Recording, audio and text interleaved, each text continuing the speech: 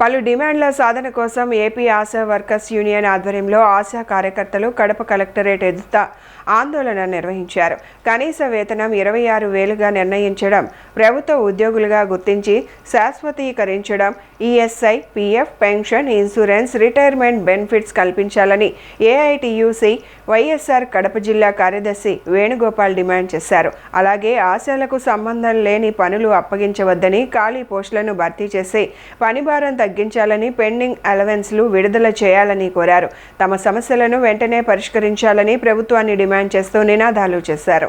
AP ASHA workers union Kadapa జిల్లా సమితి ఆధ్వర్యంలో ఆశా వర్కర్ల సమస్యలు పరిష్కరించాలని డిమాండ్ చేస్తూ కలెక్టర్ కార్యాలయం ఎదుట ధర్నా కార్యక్రమాన్ని చేపట్టడం జరిగింది.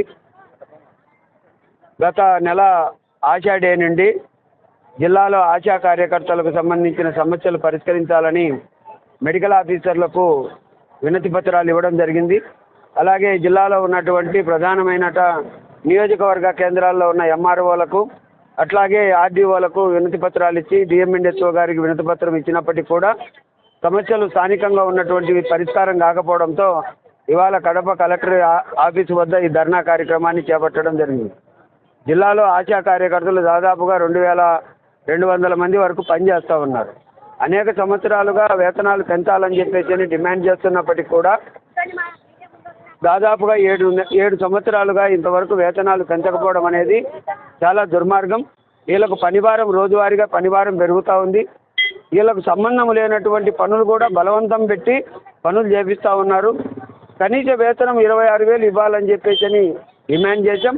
అది కాకుండా వీళ్ళు ఎవరైనా కానీ బంధువులు చనిపోయినా కానీ పోయేదానికి వీళ్ళేని పరిస్థితిని ఇవాళ డిఎంఎన్ఎస్ ఆఫీసు నుండి ఒత్తిడి చేస్తూ ఉన్నారు. మా బంధువు చనిపోయారు, మేము పోవాలి అన్నా కానీ సెలవు ఇచ్చేటువంటి పరిస్థితులలో లేరు. భర్త చనిపోయినా కానీ భర్తను బూరు చేసినావా ఇంకా డ్యూటీలోకి రా అనేటువంటి విధానం ఇవాళ జిల్లాలో కొనసాగుతూ ఉంది. గల్ల సేకరణ అనేది అది ఆశా వర్కర్లకు సంబంధం లేదు. గల్ల సేకరణ తీసుకొని ఆశాలు రావాల్సిందే అని చెప్పేసి అధికారులు బెదిరిస్తూ ఉన్నారు. పైన అన్ని సంవత్సరాల నుండి మేము పనిచేస్తుంటే పనిభారం తగ్గించాలని, మాకు పనిభారం పెంచుతున్నారు కానీ ప్రభుత్వ ఉద్యోగాలుగా గుర్తించట్లేదు.